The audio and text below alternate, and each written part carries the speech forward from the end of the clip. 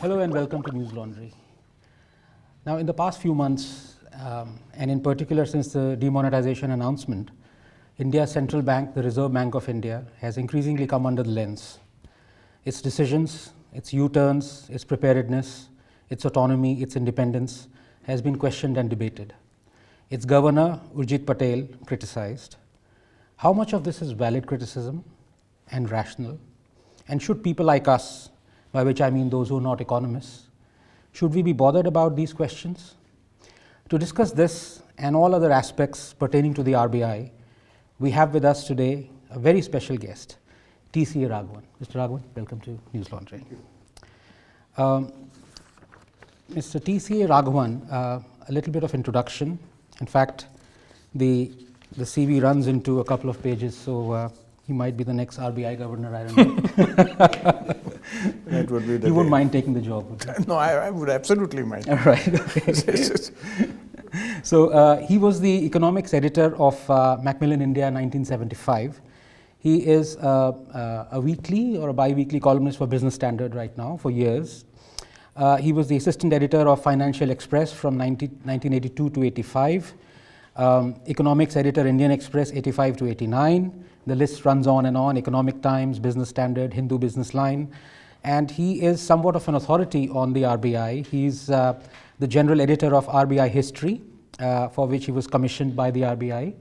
And he's the advisor director of ICRIER. Was. Yeah, retired right. now. Okay. Yeah. And he also was the editorial advisor to the CEO, The Hindu. And he's held many fellowships, primarily among them visiting fellow Queen's Elizabeth House, Oxford 1990, visiting press fellow Wolfson College, Cambridge 1983. And he's also written many books. Recently, The Crown of Thorns, which was published by Westland.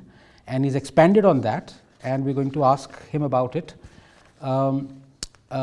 His new book is called, which is soon to release, is called Dialogue of the Deaf.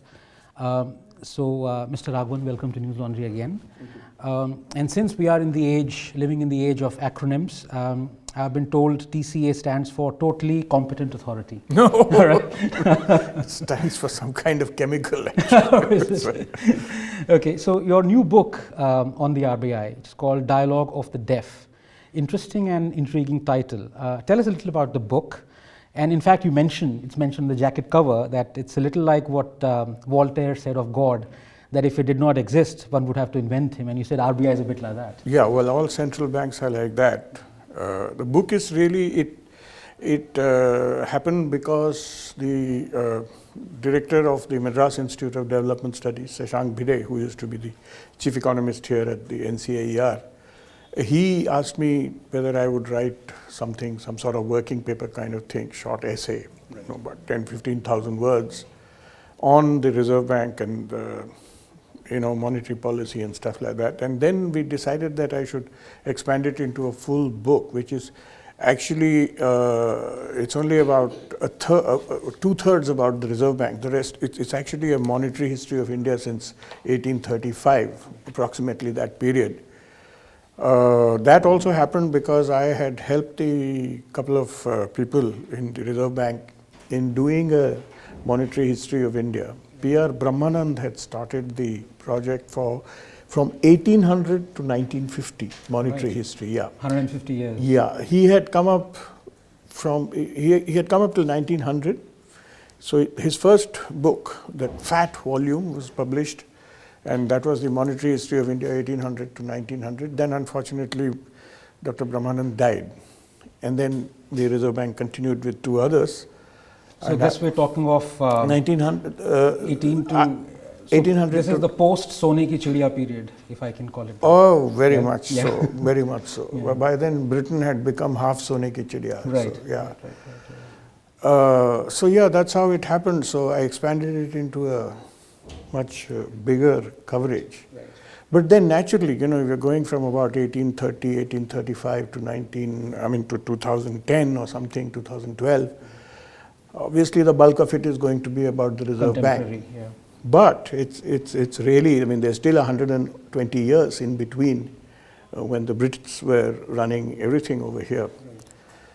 And I mean, such sophisticated banditry you would not have seen. It's terrible fellows. Yeah. Yeah. So let's delve straight into the RBI, and I've loads of questions to run through. And pardon my ignorance, because my knowledge in this field is extremely limited. I'm also no great expert. Not that my knowledge in other fields is not limited, but especially in this case. But so RBI, as you mentioned, it came into being in April 1, 1935. Yes, you mentioned that the first governor, or the person who started it, said RBI should behave like a rather derogatory, if I may say so, like a Hindu wife. Not the first governor. That was an extremely powerful man, the governor of the Bank of England. Right. Montague Norman. He was, my goodness, he could bring down European governments. He was so powerful between the interwar years, 1920, till he sort of, quit in 1940 or something, 41. This guy, when they asked him what should be the relationship of the Reserve Bank with the government of India, which meant really the Viceroy and Council, he said the Reserve Bank of India should be like a Hindu wife, giving advice from the background, but not asserting herself too much if things didn't pan out the way she wanted. So derogatory, yes, because as somebody asked me, how many Hindu wives did he know? Yeah. And as it happens, the guy who asked me is married to an Indian, my niece actually, he's English. So he was quite offended, but there it is, But it was a pretty accurate description. That was supposed to be my next question. Yeah. Do you think that's, Brits have this unerring ability to say something that lasts for 100 years? Well, I mean, they had been sort of at it in developing institutional relations between the government and other institutions in their country, so they knew exactly what was required. The whole relationship between Reserve Bank and the government of India, now or then, meaning between 1935 and 1947 or subsequently, it has to be seen in the context of what political scientists know as sovereign power. Right. Sovereign power is absolute, and it is tempered only by the restraints that the sovereign voluntarily places on herself, himself, or in the case of republics, itself. Right. This is done through a variety of means. You have a constitution which limits the sovereign's powers. The British-owned Hindu wife was nationalized in 1949. Yes. It wasn't entirely British-owned. A lot of the guys, the shareholders, a lot of them were Indians, and big Indian businessmen on the board. And in fact, that's where the problem lay, because these guys were Indians on the board, and they had Indian interests at heart. Primarily.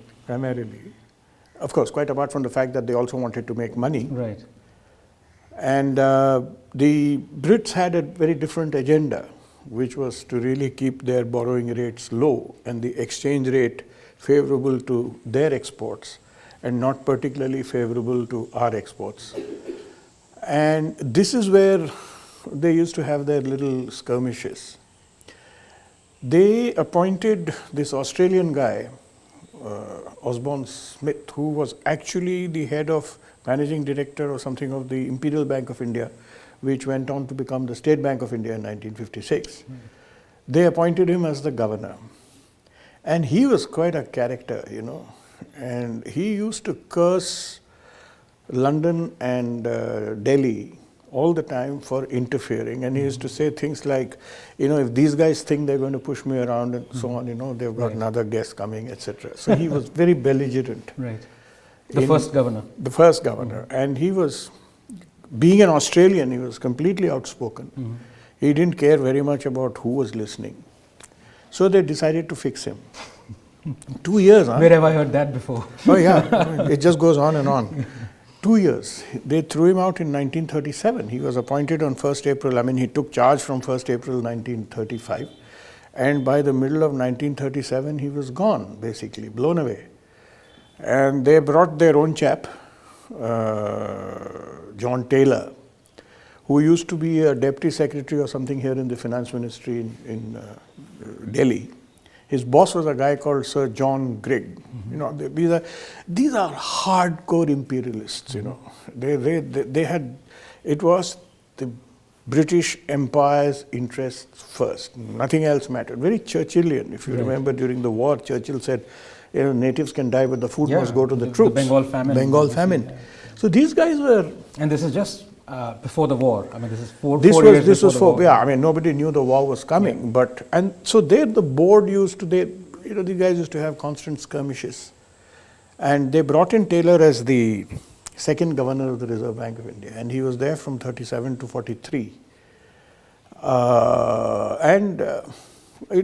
then it was, you know, pretty plain sailing after that, in the sense that. So who decided to nationalize it, or was that a given? You know, considering that the independence. Nehru. Obviously. Nehru. Yeah. So Indira nationalized the banks, and Nehru nationalized the central bank. Yeah, yeah. You know, you can have many views on that, whether it should have been, it should be so 100% government owned or not. But you know, the history is very interesting. What was it, 1693 or whatever it was. The Brits had just imported a king. You know, the James II turned out to be a Catholic. So you know, under British law by then, after they had beheaded Charles I for being a Catholic and, you know, fighting with Parliament, etc., in 1649, they had this whole thing that a Catholic, and even now, a Catholic cannot be the king or queen or whatever. It has to be a Protestant. So you know, by process of dying, etc., eventually James II became the king in 1680 something. And then he came out of the closet and he said, "I am a Catholic, aur tumko jo karna hai kar lo." They said, they threw him out, literally chased him away. And they imported a king from Holland, a fellow called William, you know, of Orange. The sovereign's power then in England to prosecute or permit or conduct a war was negligible. It was fought in his name. But this was all done by the government. And as usual, there was no money, because if you're fighting wars all the time, you're broke. So he wanted to borrow money.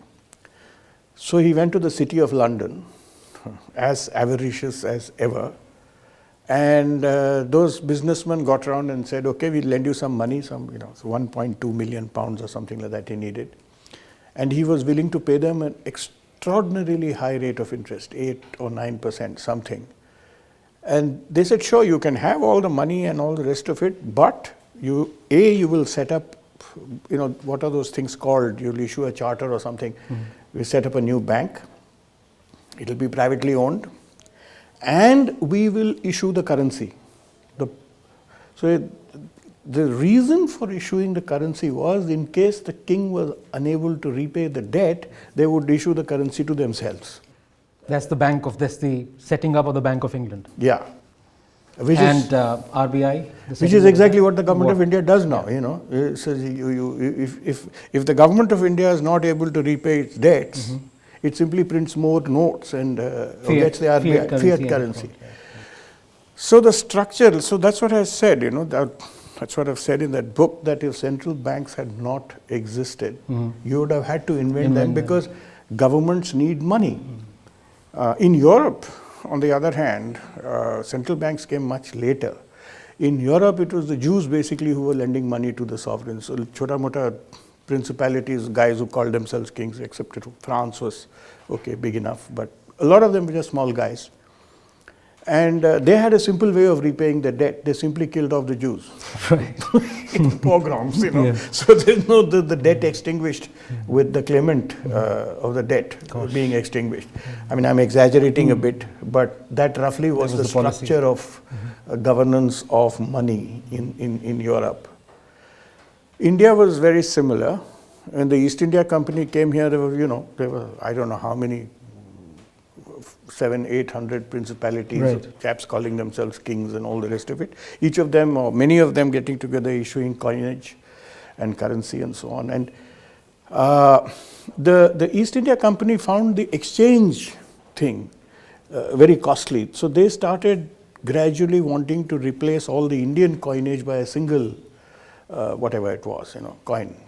Gold, silver. First it was gold, and the Indians didn't take to gold.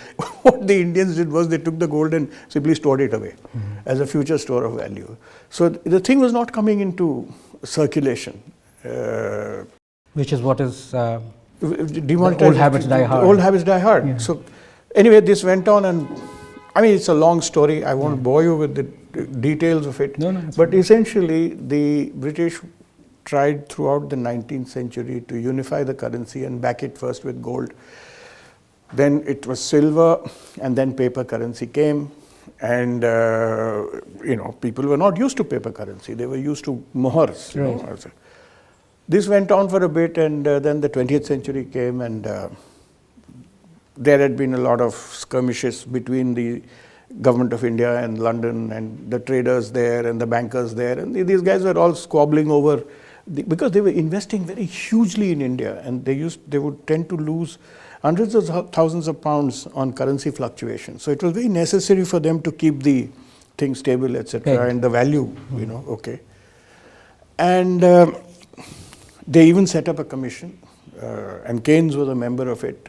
And Keynes actually went back and wrote a paper on India's finances in 1913. And the first suggestion to set up a central bank for India was made then, following the setting up of a central bank in the US in 1912, which was, so to speak, steered and piloted by a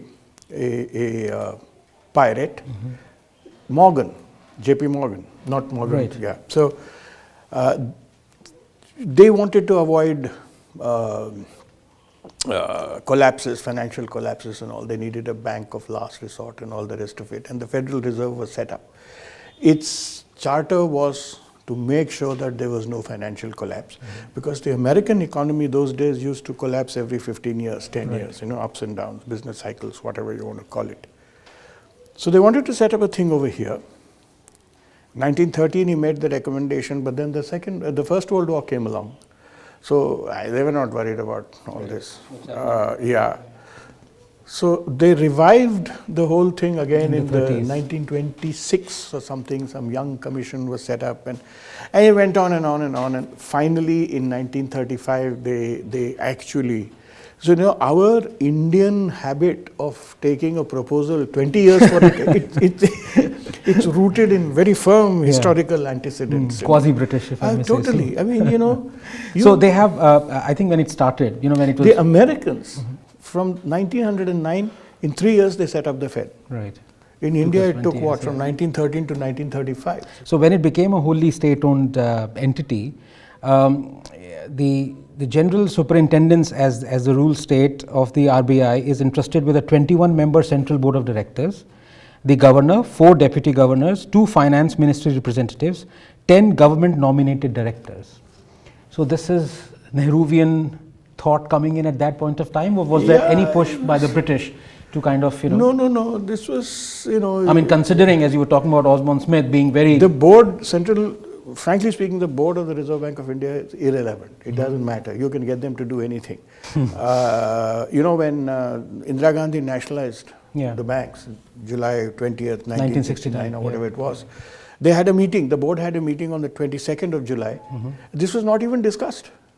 My God. Yeah, I was a bunch of chuas, and all the power actually vests, or used to vest until Raghuram Rajan shot himself in the head, in the governor.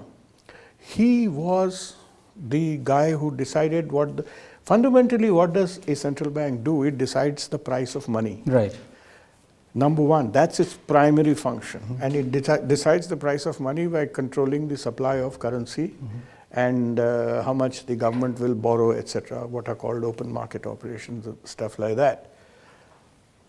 Now, that used to be decided, whatever flim-flam they may do around it, research and this, that, is basically governor gets up in the morning and says, okay, I think, we need to do something about it. So then the governor used to decide.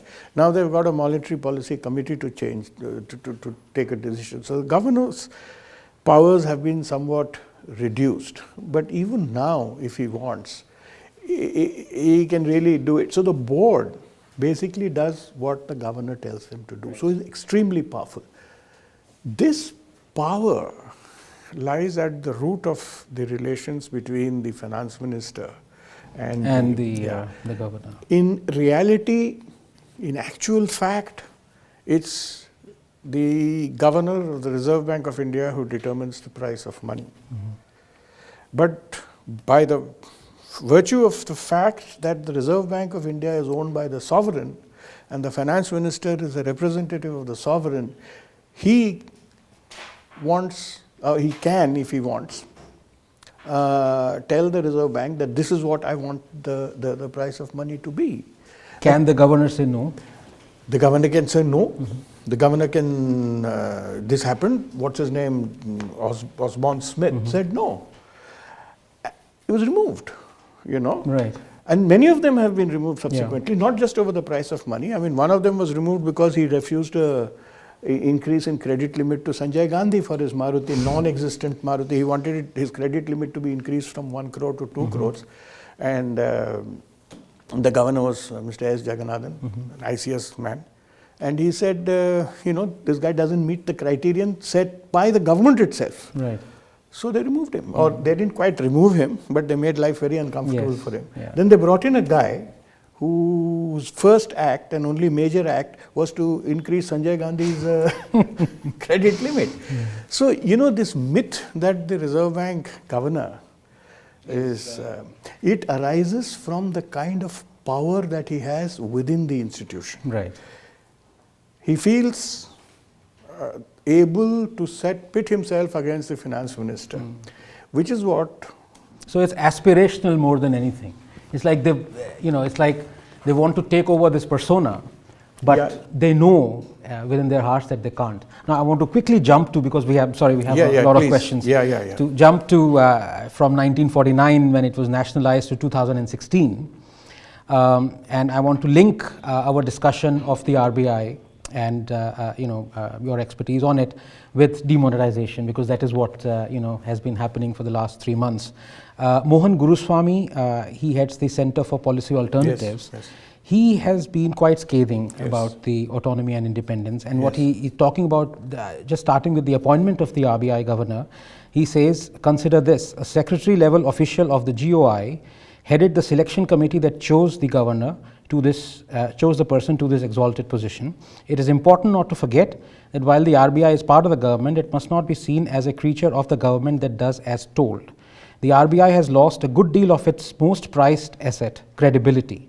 What is a holder of a rupee supposed to think of the worth of the RBI governor's promise to pay the bearer a promised sum on presentation at any place where such notes are meant to be exchanged? Clearly, the RBI governor has lost face and the institution has had its credibility whittled down. Well, that's one point of view. Credibility with whom? Public doesn't care. Public says State Bank of India is at fault. I mean, they're not thinking of the Reserve Bank of India. There has been a problem in this demonetization thing, essentially because the currency did not reach the branches in sufficient quantities and in sort of quickly enough. Yes, I mean, yes, there has been a problem of credibility. Yeah, but it's not something which you get very hassled about. I think the Reserve Bank is. You still have faith in the institution of the Reserve Bank of India? Oh, it's a terrific institution. It is the one place where under one roof you have a collection of absolute professional economists and guys who run the country's banks and guys who run the regulatory parts of it. It is one of the top class institutions in this country, and this demonetization is just an episode. It will be forgotten in 2-3 months. I mean, Urjit Patel doesn't talk very much, quite unlike. Yeah, in fact, just today he's given an interview. Has he? Yes, just today. I think CNN 18 has interviewed him. Okay. And there's predictably a data has come out that in his first 6 months, Raghuram Rajan gave 20 interviews before him. I mean, Urjit Patel, this is probably his first or second or something like that. Absolutely. So, but notwithstanding that, and carrying on with the demonetization thing now, like quite a lot of people, you as well were in the initial week quite positive about demonetization. Then slowly, from your articles and from your tweets and your utterances, your enthusiasm has kind of changed to caution, and now it's kind of bordering on outrage. So, for example, you began with it's a good step, and then you say demonetization is like giving a laxative. The stuff will come out, but if nothing is done to improve digestion, it will accumulate again. That was in the first 3 or 4 days, pretty incisive, if I may say so. Then after a couple of weeks, it was, as I said, it was caution. And you said post demonetization, there is no or less cash, which means less buying. Less buying means less selling. Less selling means less producing. Less producing means more sacking.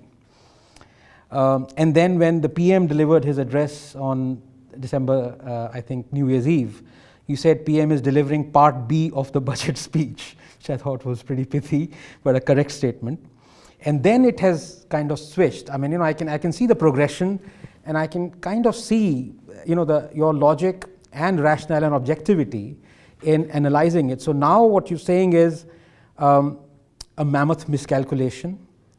Some mistakes are so massive that they don't look like mistakes at all till much later. History is littered with them. And then finally you say, some governments are born stupid, others achieve stupidity, the rest have stupidity thrust on them. So tell me, you've gone through this 3 months of analysis. Am I correct in assuming that your views on demonetization are reflective of what is happening? It was wholly unnecessary. It wouldn't have been so bad if they had managed to get the currency into the banks on time. Right. But what's his name? That was, as scientists say, the rate determining step.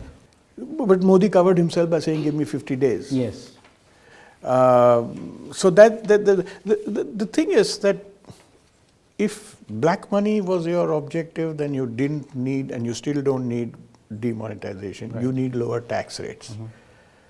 If pushing people to digital transactions was your objective, as you started saying subsequently, then demonetization was certainly not required. Again, what has happened now is that people have started going back to cash, because why would I want to reveal my income? When you're taking away 52% of my income in one manner or the other, right, then I'd be a bloody fool to tell you exactly how much I'm earning if I need not, which is what has started happening now. So this demonetization thing, and the other thing is that by suddenly taking out all that money, it's exactly similar to, you get blood cancer, you take away all the blood to replace it with fresh blood. But during that time that you get full recovery, you become very, very weak and enervated. Right. Now that's exactly what's happened to the economy. And maybe the new method of measuring it will give you a higher growth rate of GDP because it's on value addition terms. But even that is unlikely, because if prices are not rising fast enough, then there's a downward pressure on the value addition, the value of the value addition. Right. But ultimately what you have to see is what has happened to output, physical output. That's come down. And is that a good thing or a bad thing? It's a terrible thing. So did you need to do demonetization? Maybe yes, but provided you could have replaced the currency within a couple of weeks. Right. But longer than that. So when you say some governments are born stupid, others achieve stupidity, where would you put this government in the clause? They have achieved it, or they are second, number 2 and 3. They have achieved it in this, and they have also had it thrust on them by their right. masters. Okay. But intellectual to look masters. at the kind of things that you're talking about, if things were done more professionally, after demonetization, and as your comments were that it's a thing that if it's done quickly and judiciously, and it does not hurt the economy, it does not hurt the people, there is no mass suffering and all that. But if you look at the way RBI has behaved, because that is principally what our interview is about, it has issued more than 61 notices and circulars, which more often than not have actually contradicted each other between 8 November and 30th December. For example, the one of the last ones was that when even the Prime Minister vouched that till March 31st you could actually return the old notes, And RBI said, I think on 26th or 27th December, that only those NRIs or those Indians who've gone abroad can do that. Do you think, as many people imply, the reason is the government, worried that so much money has come back, does not want more money to come back? And what is the RBI's role in that? Why would they go back on this? Well, the charitable explanation is they were adjusting to circumstances as they developed. That is their That's thing. Their standard reply. But basically, no, there's another aspect to it, that this has never been done on this scale anywhere before. So really nobody knew what to expect. And to that extent, the RBI's job really was to make sure that notes were printed and made available. Everything arose from the fact that you couldn't make the notes available at the branches. Correct. Because your logistics, you don't have enough trucks, for heaven's sake. Yeah. How are you going to do it? Half the ATMs weren't functional. Banks. The ATM thing has a slightly different thing to it, because you see, if a particular ATM belonging to a particular bank receives money, and a customer from another bank comes and takes away the money, right, there's a problem involved there. So they said, "Isko bandi kar do." So that was it. Right. Plus But what do you think of the? I mean, a lot of people were commenting upon the recalibration that needs to be done. And what do you think of Professor Bibek Deb Roy's statement that the notes were of different sizes because these for the were all visually impaired?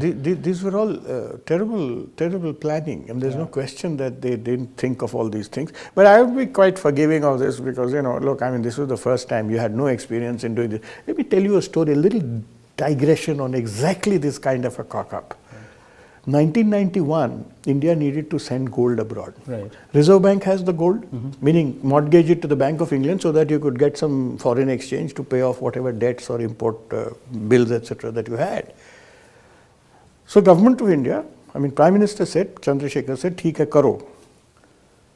So Reserve Bank was to ship gold to the Bank of England. They didn't have boxes. So the boxes had to be sent by the Bank of England to these guys. I mean, and this is just one little aspect. Right. So, this preparedness for these things. I don't want to sound stereotypical, TCA, but, and obviously it's not genetic, God forbid, no. But this ill-preparedness, this lack of professionalism, where does it stem from? I mean, these guys have all worked. If you demonetize a second time, it won't happen. If you God forbid, you have to mortgage your gold again, it won't happen. They would have the boxes. But basically, why? I mean, why does this happen? it's not the Reserve Bank's job to be doing all this. Yeah. They are. So in fact, I'm coming to that because a lot of, for example, a couple of deputy governors, including Usha Thorat and KC Chakrabarti, have voiced their concern about the way RBI has acted during the demonetization. And very many previous RBI governors have been actually straight away quite critical of demonetization. I'll give a couple of examples. Subba Rao, he said note ban may be, or demonetization may be akin to Iraq weapons of mass destruction fiasco. Reddy has said, if I was asked to carry out demonetization, like a typical South Indian, if I may say so, he said, I would have checked into a hospital. Yes. Yes. And Bimal Jalan, who was a bit more circumspect, he said this element of surprise, which everyone was touting as necessary, was totally unnecessary for demonetization. Absolutely. And Manmohan Singh, of course, said it's a monumental tragedy. And one unnamed RBI governor quoted in the Quint, so we have to go by Quint's word, he said, this violates the fundamental principles of independent central banking. To paraphrase L.K. Advani's famous comment about media during the emergency, the RBI today has chosen to crawl when it was just asked to bend. Yes, sir, once you're out of office, you can say all these things. Every governor has done that. Right. Believe you me, when push comes to shove with the government, they've all chosen to crawl. Yeah, nobody resigns, nobody quits. So it's actually true. I mean, Advani's quote is... Only Osman Smith and Sir Benegal Ramarao, who in 1958, when TTK abused him in front of the cabinet room, called him all kinds of names, then he quit. Right. But other than that, no one quit. So, but this thing about checking into the hospital, I mean... So that you don't have to take a decision unless... Look, as Narasimha Rao said, one of the most difficult tasks is not to take a decision. Not to absolutely. But, you know, there was no need for demonetization if these were your objectives. Why So did let you? me ask you straight up. You, the RBI governor, Mr. Modi and Mr. Jaitley come trotting to your house and say, well, we're going to have demonetization tomorrow. In fact, I'm going to come to that. That's exactly what happened. They sent a letter to RBI on 7th. What would you have done? Obviously not checked into a hospital, knowing you. You don't have a choice. Basically, this is the thing that people are missing. And privately, each of these governors will tell you that. That the act, the law, makes the Reserve Bank of India subservient to the sovereign. The fact that it is Modi or Indira Gandhi or somebody else doesn't matter. If that section 26 or whatever it is, section 7, whatever it is of the RBI Act, which allows the government to issue directions. There are two things. One is this, where the government can tell the RBI what to do. The other is the RBI appoints the governor. So there is no autonomy, really. So if you're told to do something, you damn well do it. But TC, here's the question. Do you personally, would you want, like Osborne Smith, do you want autonomy? Would you prefer it if RBI had it? You know, this is one of those things that has come up in the last 30 years. This whole idea of an independent central bank. Right. This happened consequent to two things, if I may go back into some history. Sure. 1971, the Americans reneged on their promise on the dollar-gold parity. Right. That was the Nixon decision. If I'm not Nixon. mistaken, yeah. So throughout the 1970s, there was a lot of turbulence in various markets, and uncertainty and turbulence in the markets means that the speculators are losing money quite unexpectedly, and some other guys are making money quite unexpectedly. It's not a good situation to have. Then came the deregulations, first started by Thatcher, then Reagan, in the two major financial centers of the world. Overall, the consequence was that the restraint on the US government on the number of dollars that it could print had disappeared. So more and more dollars were being printed. These dollars were accumulating in people's hands. They needed to be invested somewhere. So you got that Ralph Millikan stuff, that junk bonds and stuff like that. Right.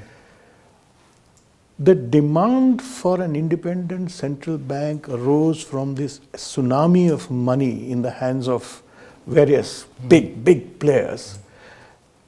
What was the demand? It basically was that the government should not be able to tell the central bank what the price of money should be. Right. Because the rate of interest and the price of bonds, they're inversely related. And a certain amount of what you would call predictability is key to making money in these markets. Right.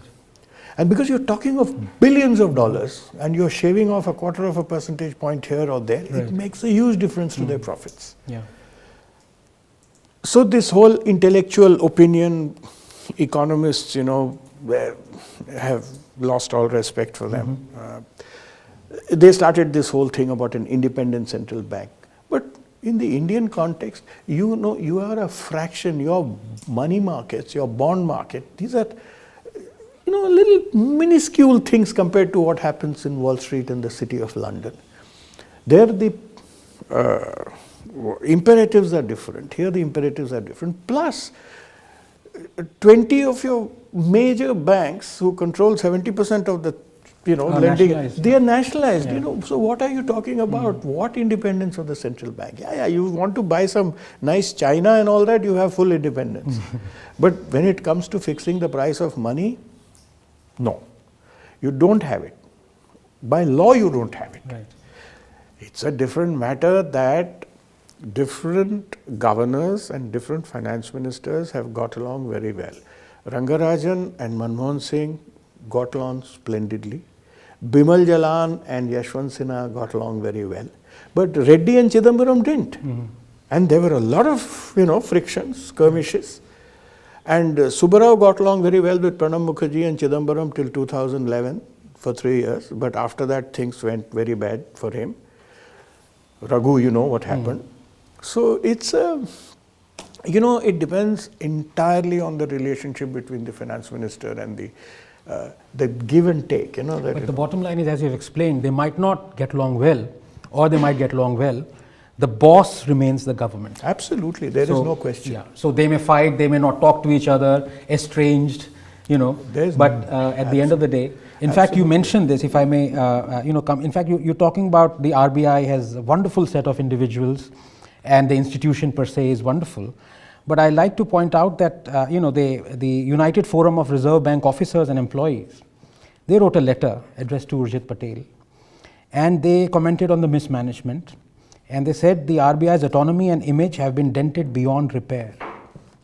These are the people who are working inside RBI. Yeah, but this is the union. Yes. And you see, when he was deputy governor, Urjit he's a top class academic, and he didn't really have much time for this admin stuff, And he's a very... तो आप ये बताइए, in rustic language, if I can use it, how good are academics, academicians at managing stuff? Useless. Never. I ask this because, we have problems in universities, and this question comes up again and again and again. No, it's a huge mistake to appoint an academic to manage people. Yeah. And in this case, you're not managing just people. That one aspect is you're managing your own shop, as it were, or store. But the other aspect is you have to manage the government of India, which is politicians. Yes. For heaven's sake, managing a politician is an extremely difficult thing to do. And the only guys who are properly qualified to do it are bureaucrats and technocrats. IAS guys. They start managing politicians from the day they get posted to the district, because the MLA comes and says, usko band karwa dijiye, ye contract dilwa dijiye. So, they develop a certain skill in managing politicians. So it's worth asking, was Osborne Smith an academician? No, he was a banker. There we go. He was a banker, and he was not very good at it. Bimal Jalan was very good, but Bimal Jalan he was not in the IAS, but he had been in the government for 30 years before he became governor. Rangarajan was very good because he had been in the Reserve Bank since 17 years or so. He was 15 years. He had already, so he understood how to deal with the machinations of the whole thing. It's very important. Now, on this, you've been actually quite scathing of the way government is interacting with the RBI. Like you say, best joke of the century so far. Jaitley says government respects RBI autonomy. Yes, no government does that. Yeah, and you say former RBI governors no longer talk of independence; they talk of autonomy. Clear admission of defeat. Yes. What do you mean by that? Autonomy and independence. See, this independence. To me, it sounds. The idea of an independent reserve bank, the term independent, this came into our lexicon here via economists from about 2000 onwards. Right. Yeah. When lots of American money started flowing into India. The Reserve Bank itself has never thought of it as being independent. And as Dr. Reddy put it, once he told somebody, I'm fully independent within the parameters set by the government. So, in fact, he's the one who said he'll check into the hospital. So that's right. So it's very, very clear who the boss is. But this relationship is understood only by persons who have served in government. Right. You bring in a Raghuram Rajan, he's a nice enough guy, but he doesn't understand the way government functions. Yeah. And Urjit also, decent guy, but and in fact, on Raghuram Rajan and you say on the UPA, you say under UPA, silent PM and verbose RBI governor. Yes. Under NDA, silent governor and verbose PM. That's true, isn't it? In fact, you wanted, this is what I found very interesting, and I want your comment on it. You wanted Raghuram Rajan to become the finance minister. Well, was it just late night? I didn't want him to become the finance minister, but he would have learnt a few things on how to deal with the Reserve Bank. the boot is on the other foot. It's a fiscal policy, monetary policy thing.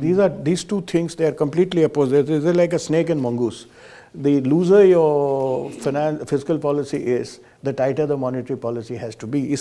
There is no escaping this fundamental truth. Right. That's all there is to it. So these guys are wearing, batting. So the other question that's been asked time and again is that, the government wrote to Urjit Patel on 7th November, laying out the conditions why, or the reasons why demonetization is necessary, saying that to mitigate the triple problems of counterfeiting, terrorist financing and black money, the Central Board of Reserve Bank may consider withdrawal of the legal tender status of the notes of high denominations of 500 and 1,000.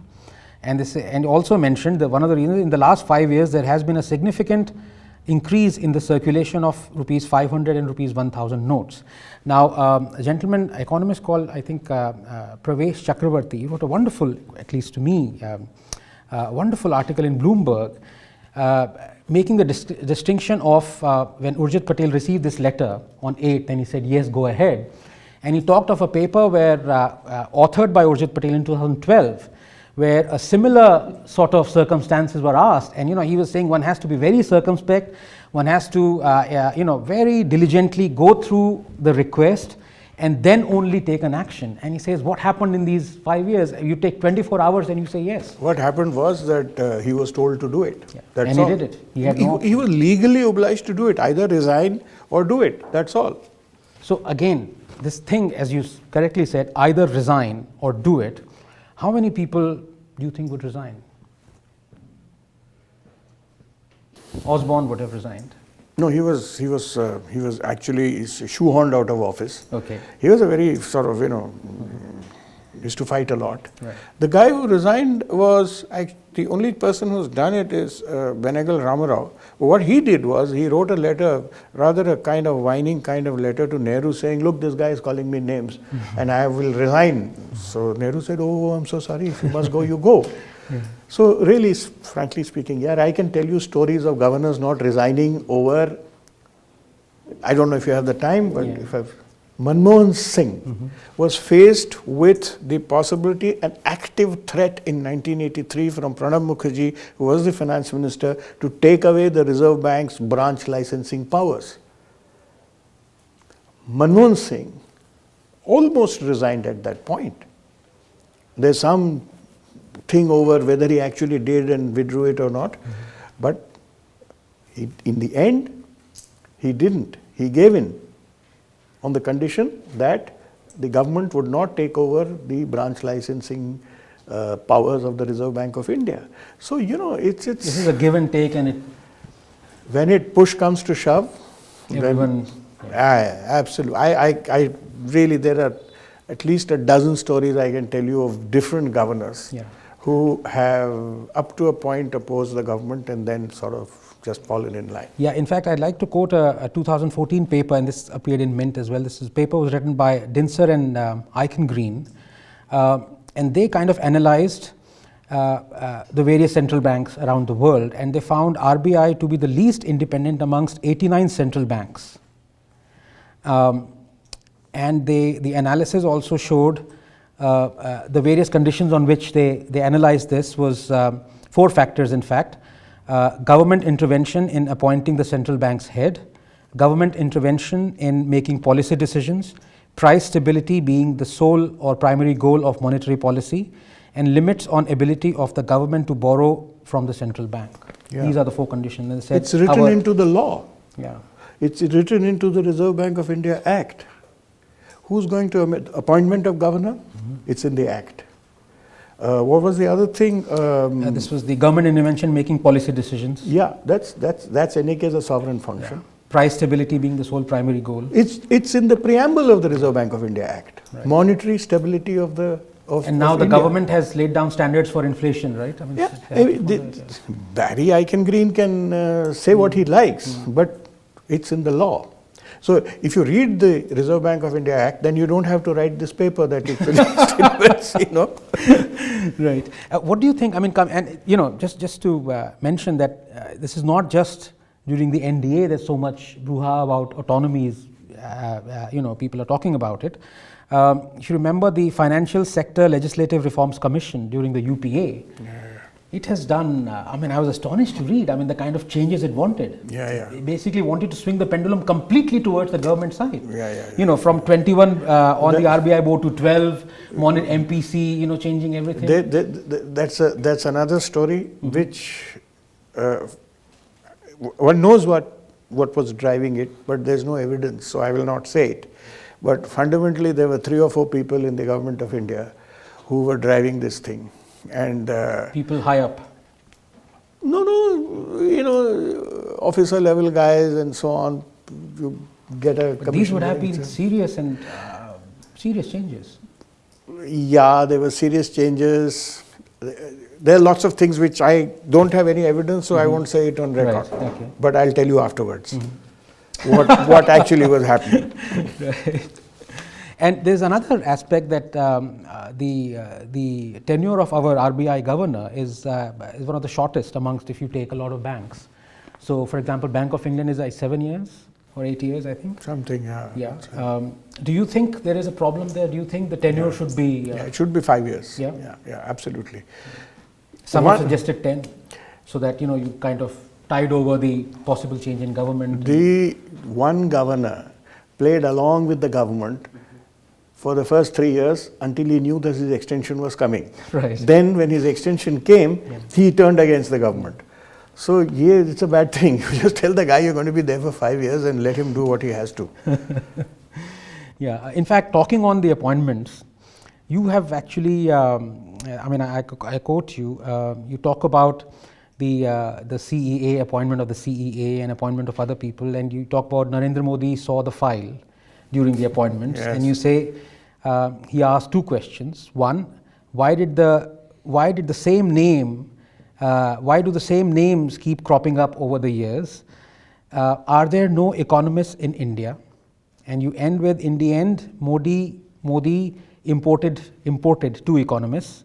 One is now the head of Niti Aayog, and the other is the CEA. A third will soon join the Reserve Bank as deputy. He has already joined. So, why this? I don't know. I wouldn't call it. Let me put it, displeasure that you have of people. You need to know the system. Imported. You need to know the system. You can't bring So in. it's nothing to do with Indian, non-Indian, and things. No. Well, there is a certain amount of that also. That if you've been trained, you see, it's not like your discipline. Right. My molecule is like, and your molecules are exactly like that of a white man, or a black man, or a Chinese guy. Yeah. So you have a certain, fixity in your methods of analysis, relevance. This is different, and there are huge societal implications which you need to understand. And but no, I think getting a guy from Colombia or from some other place, the guy doesn't know how the system functions. So if you want to extend that, when you're saying you imported a guy and the guy has been there for 2 years, the guy doesn't know how the system functions. So I take it logically that you mean the guy isn't doing well. Yes, absolutely. If he's running into constant problems with the government, it suggests that, there's a problem there. But Raghuram Rajan, you're talking of the credibility of the Reserve Bank of India. What right and by what kind of calculation, it's not a calculation, what kind of common sense does the central bank governor question the GDP numbers publicly? You have a problem, you ring up the CSO head and ask him, "Bhai, what is this nonsense? You explain it to me." You don't do it publicly. There are certain proprieties and a certain amount of decorum that has to be maintained in public speaking for these guys, because they are very, very important. So let me just end, because we're kind of running out of time, TC. Sure. It's been a wonderful discussion. Just last couple of questions. One is, you've seen the economic survey recently prepared by Arvind Subramaniam. I haven't, as a matter of Okay, fact. right. Well, it's come out, and it's Yeah, a pretty big document, and he's kind of put in quotes from all sorts of luminaries. Yeah. The question is, you can prepare this, and he's taken an awful long time, and so much effort. God knows how much money has gone into making this book. Who the hell is going to read it? I'm talking about the politicians. They don't give a damn. This has become a problem in the last few years. So is this just that एक department बना दिया भाई आपको economic survey करना है. I mean the point is politician will be the first one to say well it's all well and good but I have to win an election. I don't give two hoots about what you're telling about monetary policy or the way. The economic survey, when it was started in 71 or 72, it's a relic of the. It was a device to inform Parliament of what was happening in the economy and what the government thought were the problems and what were the prospects. So the last chapter always used to be called Problems and Prospects. Right. And the chapters before that, whatever number, they gave you a summary of the year that had gone by. And these chapters were prepared basically by the concerned ministries.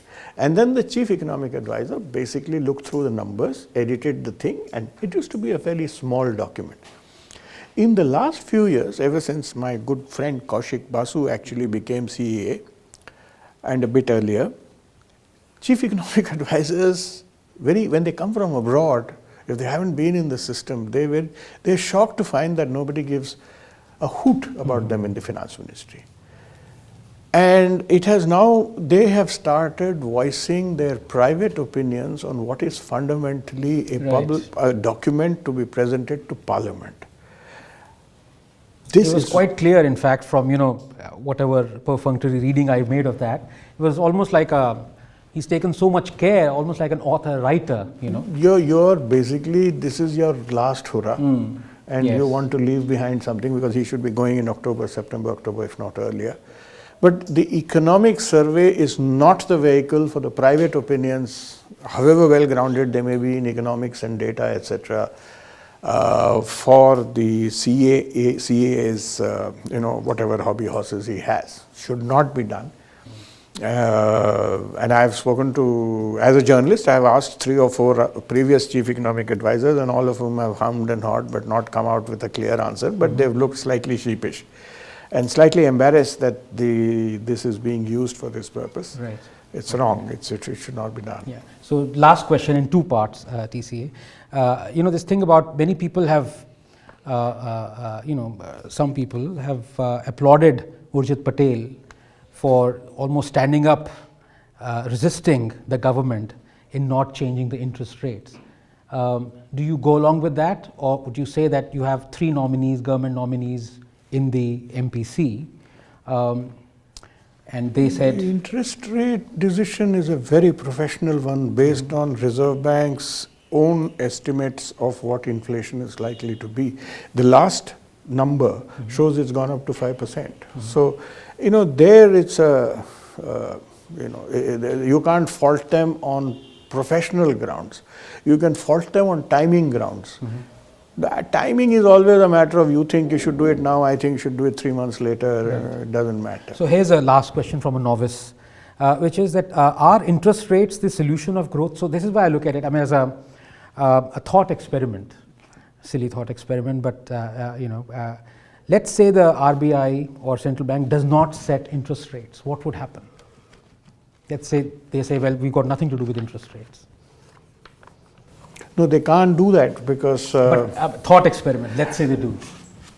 Well, really it would involve a collateral decision on who's going to print the currency and who's going to lend to the government. These are the 2 things. So the government needs to borrow from somebody who produces the money. Right.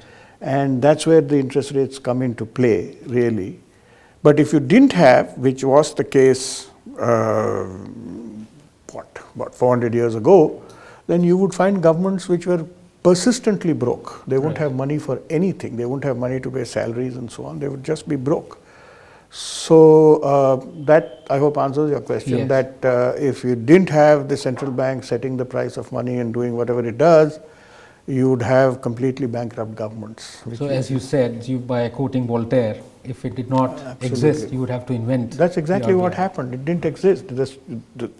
The first central bank was set up in Sweden, as it happens, and it was set up by a private guy who told the king that the money used to be gold slabs and extremely cumbersome to be carrying around this, 1 foot by 2 foot gold slabs. So this guy called Palmstruck, he comes along and says, I'll store it for you and I'll substitute it with paper money.